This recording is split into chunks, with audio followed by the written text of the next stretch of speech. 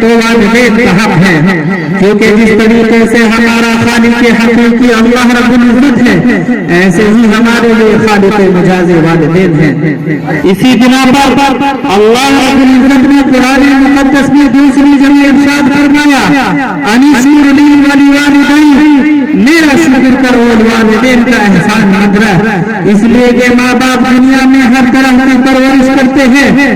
جاننا چاہیے کہ جب انسان اپنی ماں کے رحم میں ہوتا ہے تو اس کی ماں کو حمل کے زمانے سے لے کر بچے کی ولادت تک اس قدر تکلیفیں اور مشقتیں ہوتی ہیں کہ ہم مراد المشقتوں اور تکلیفوں کا اندازہ لگانا چاہیے تو نہیں لگا سکتے، ہم مراد کو تصور تک بھی نہیں کر سکتے، اس کے باوجود بھی ہماری ماں ان مشقتوں کو برداشت کرتی ہے۔ پھر جب بچے کی ولادت ہو جاتی ہے تو اس کو دودھ پلاتی، اس کے پاخانہ اور پیشاب کو صاف کرتی ہے، اس پر اپنا آرام، اپنی راحت، اپنے جان و مال کو قربان کر دیتی ہے، صرف اس وجہ سے کہ بچے کو تکلیف نہ پہنچے۔ اسی پر بس نہیں بلکہ انہوں نے تو ہمارے لیے کیسی کیسی مشقتوں اور تکلیفوں کو برداشت کیا۔ ارے ہمیں اور آپ کو کیا معلوم کہ حمل کے زمانے میں اس بیچاری کو کیا مشقت ہوتی ہے اور کیا تکلیف ہوتی ہے، یہاں تک کہ چلنا پھرنا مشکل ہو جاتا ہے، اٹھنا بیٹھنا، رہنا سہنا، کھانا پینا دشوار ہو جاتا ہے، بس قدم چلنا محال ہو جاتا ہے، کچھ دور بھی نہیں چل پاتے کہ تھک جاتے ہیں۔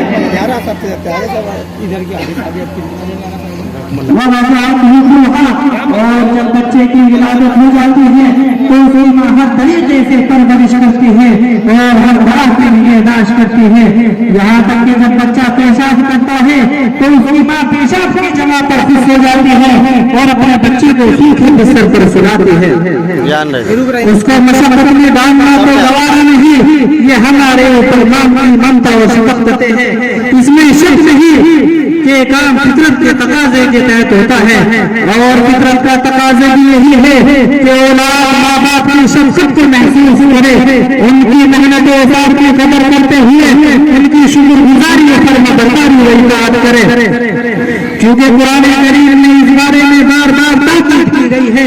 یہی وجہ ہے کہ حق تعالیٰ شاہ رحیم نے اسی آیات مقدسہ میں جس کو میں نے خطبے میں تلاوت کی ہے آگے چل کر ارشاد فرمایا ہے، اِنَّا يَبْلُغَنَّ عِندَكَ الْكِبَرَ أَحَدُهُمَا أَوْ كِلَاهُمَا فَلَا تَقُل لَّهُمَا أُفٍّ وَلَا تَنْهَرْهُمَا وَقُل لَّهُمَا قَوْلًا كَرِيمًا۔ اگر والدین میں سے کوئی ایک یا دونوں کے دونوں تمہارے سامنے بڑھاپے کی عمر کو پہنچ جائے، انہیں مارنا پیٹنا تو درکنار، انہیں ہو سے ہاں تک بھی نہ کہو اور نہ انہیں کسی بات میں جھڑکو، کیونکہ بیچارے بوڑھے ہو چلے ہیں اور بڑھاپے میں عموماً دماغ اور ضعیف کمزور ہو جاتا ہے، عقل ٹھکانے پہ نہیں رہتی اور جسم کی پوری مشینری سست پڑ جاتی ہے، ہاتھ پاؤں پھرتی سے حرکت نہیں کر پاتے، دماغ آسانی سے سمجھ نہیں سکتا، آنکھیں آسانی سے دیکھ نہیں سکتی، کان آسانی سے سن نہیں سکتی، ایسے ہی زبان سے کڑوے الفاظ نکل سکتے ہیں، دماغ میں ہمارے مزاج کے خلاف باتیں آ جاتی ہیں، آنکھیں غلط دیکھ سکتی ہیں، کان غلط سن سکتے ہیں، ہاتھ پاؤں لغزش کھا سکتے ہیں، اور جسم میں قوت و توانائی کے ختم ہونے سے مزاج چڑچڑا ہو سکتا ہے۔ اے میرے نوجوان بھائیوں اور دوستوں، سر پر والدین کو ساری کو ہوش میں سمجھو، جب تک وہ زندہ ہے جی بھر کر ان کی خدمت کر لو۔ میرے بھائیوں، یاد کرو اس وقت میں جب تم پیدا ہوئے اور تم کچھ نہیں تھے، گوشت کا ایک ٹکڑا تھے، گوشت کا ایک ٹکڑا تھے، گوشت کا ایک ٹکڑا تھے، اپنے آپ کو الٹ بھی بدل نہیں پاتے تھے اور نہ کسی کو پہچانتے تھے اور نہ خود سے کافی سنتے تھے اور نہ اپنے نقصان پر قابل تھے، اور آج ہوش والے ہو گئے اور اللہ تبارک و تعالیٰ نے آج طاقت دی اور جوان بنا دیا، ان کے تمام احسانات کو اس طرح بھولے ہو کہ یاد کرنا تو درکنار کبھی بھی اس کا خیال بھی نہیں آتا۔ اسی پر مجھ کو واقعہ یاد آ گیا کہ جناب قاضی حنیف صاحب رحمۃ اللہ علیہ اپنی تقریر میں بیان فرما رہے تھے کہ ایک لڑکا تھا ایک دن وہ اپنے والد محترم کی گود میں بیٹھا ہوا تھا. وہ بچہ اپنے والد صاحب سے پوچھتا ہے ابا چبوترے پر کیا ہے؟ والد نے کہا بیٹا کوا ہے. پھر پوچھتا ہے ابا کھانا کیا ہے؟ ابا کھانا کیا ہے؟ تو اس کے والد صاحب نے سمجھا کر کہا بیٹا یہ کوا ہے، بیٹا یہ کوا ہے، یہ کھانا ہوا ہے، یہ کرتا اور گھومتا ہے. جب کچھ عرصہ گزر گیا اور والد صاحب رہے گئے اور بیماری کمزور ہو گئی تو اتفاق سے ان کو کچھ کھانا نظر آیا. نعرہ تکبیر. مفتی عامر صاحب جامعہ ناظرین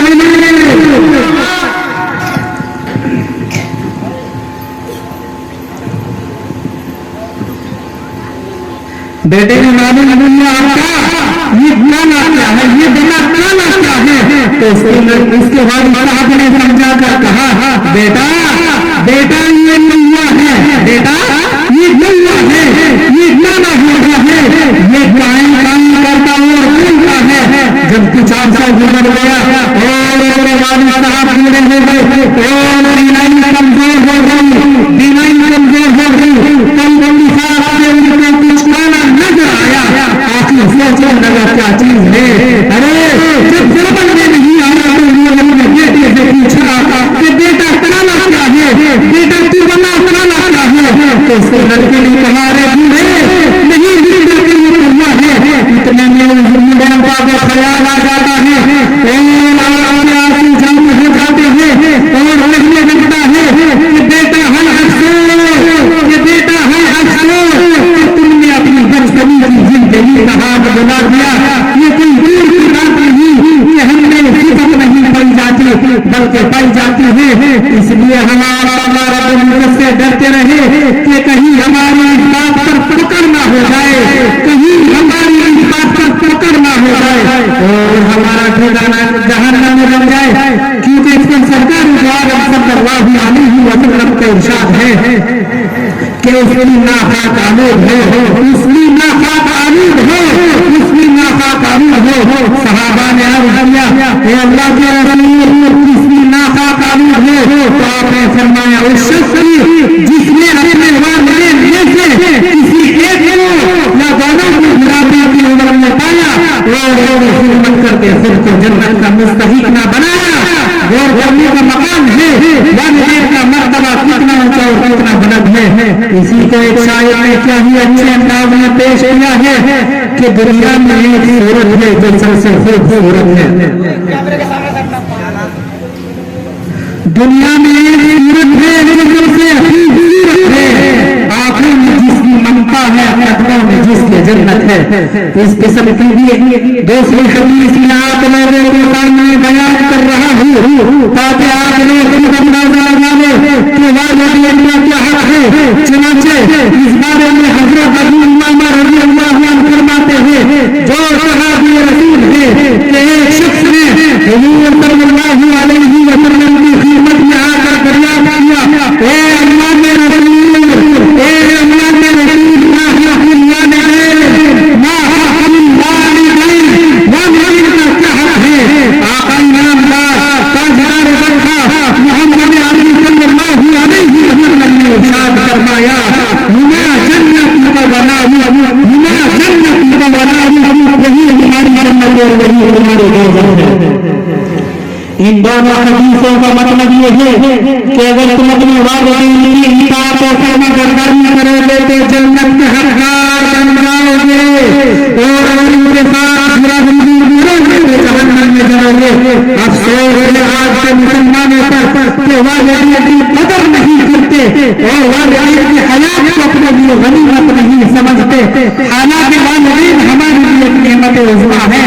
اگر ہم چاہیں کہ والدین کی خدمت کر کے اپنے آپ کو جنت میں داخل کرا سکتے ہیں.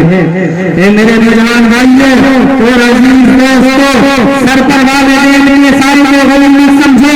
جب تک وہ زندہ ہے، جب تک وہ زندہ ہے جیون کا خدمت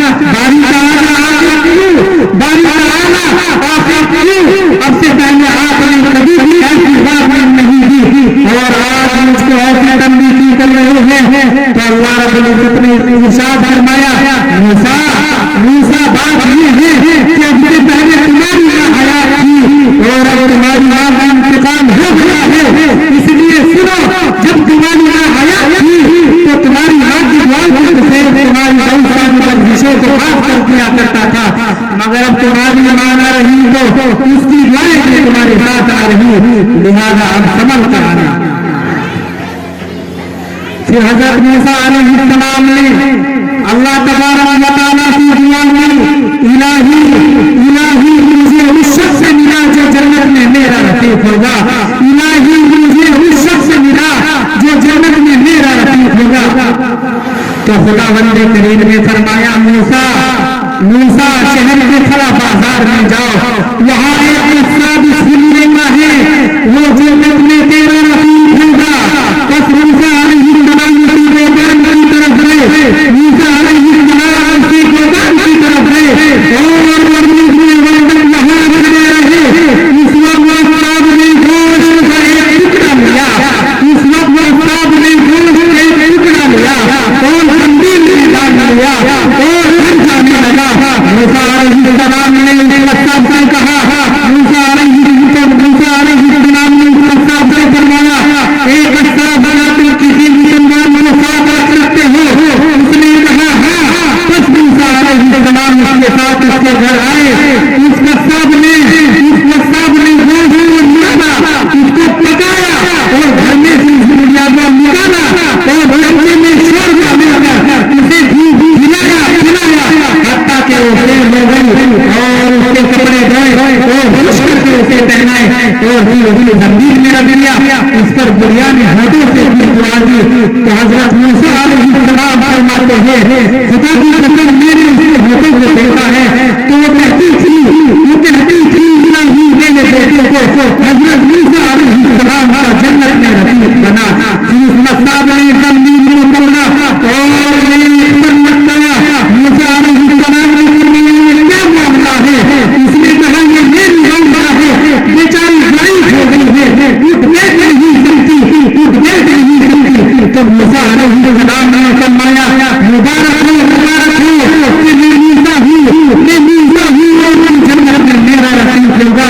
خدا پاک نے تمہاری دعا کو قبول کر لیا ہے، خدا پاک نے تمہاری دعا کو قبول کر لیا ہے۔ اپنے رسول اور افضل المخلوقات محمد مصطفیٰ صلی اللہ علیہ وسلم کے ذریعے سے اب ہم غریب کے لیے جنت کا راستہ آسان ہو گیا۔ یہی مرد دعائیں جس کی وجہ سے اللہ تبارک و تعالیٰ نے دنیا ہی میں جنت کی بشارت سنا دی۔ میرے محترم بزرگوں جہاں ماں کی خدمت میں دنیا ہی میں جنت کی بشارت سنائی جاتی ہے، وہی ایمان کی بنتوار سے جہنم کی واضح ہونے سے کوئی چیز مانا نہیں ہوتی ہے۔ اس پر آپ لوگوں کے سامنے ایک واقعہ بنا کر اپنی تقریر کو ختم کروں گا۔ حدیث میں ذکر کیا گیا ہے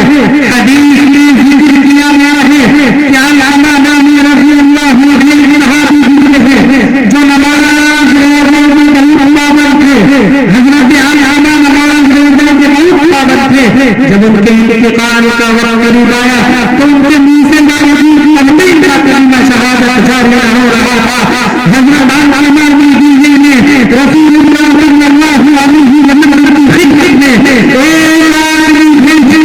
حضرت علامہ نے رسول اللہ صلی اللہ علیہ وسلم کی خدمت میں ایک آدمی بھیج کر اطلاع کرائی تو آپ نے فرمایا کہ علامہ نے زندہ ہے یا نہیں؟ تو معلوم ہوا کہ اسلام کا باحیات ہے، معلوم ہوا کہ اسلام کا باحیات ہے اور وہ علامہ سے ناراض ہے۔ آپ نے علامہ کو بنائی کہ میں تم سے دعویٰ کرنا چاہتا ہوں، اللہ میں تم سے دعویٰ کرنا چاہتا ہوں، تم میرے پاس آتی ہوئی اپنے میرے پاس آؤ اور تمام وجود میں نے یا رسول اللہ میرے ماں باپ کا قربان ہے، میرے ماں باپ آپ کا قربان ہے، میں آپ کو تکلیف لینا نہیں چاہتی ہوں، بلکہ یہ خود بھی حاضر ہو۔ چنانچہ علامہ کی حضور صلی اللہ علیہ وسلم کی خدمت میں حاضر ہوتے ہیں۔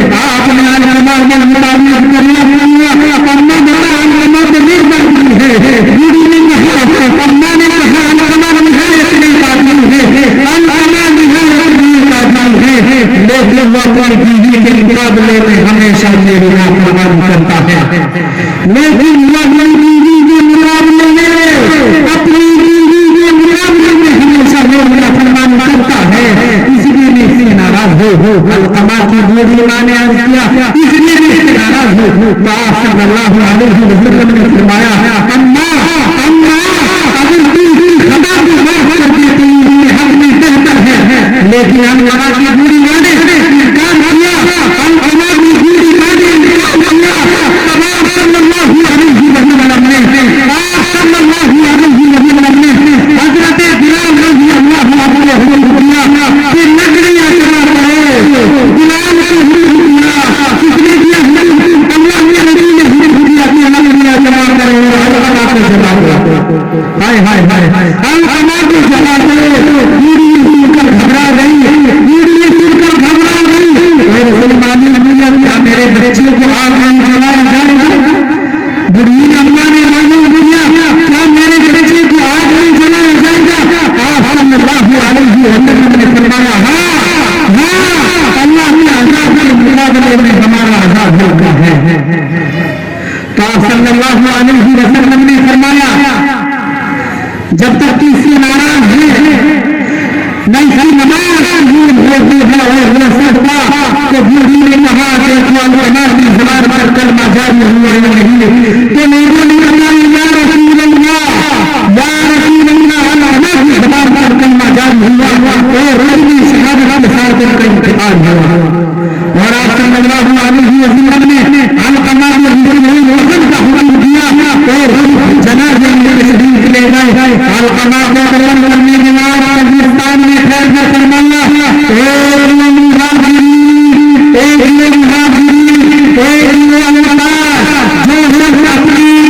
جو شخص اپنی بیوی کو مولا پر زیادہ سمجھے گا، جو شخص اپنی بیوی کو ماں باپ سے زیادہ سمجھے گا اس کے اوپر خدا کی لعنت ہے۔ نہ اس کی نماز قبول ہوتی ہے نہ نوافل، لہذا والدین کی خدمت اور تعظیم ضرور ہے۔ اللہ تبارک و تعالی ہم سب کو والدین کی خدمت کرنے کی توفیق نصیب فرمائے اور والدین کی ناراضگی سے محفوظ رکھے۔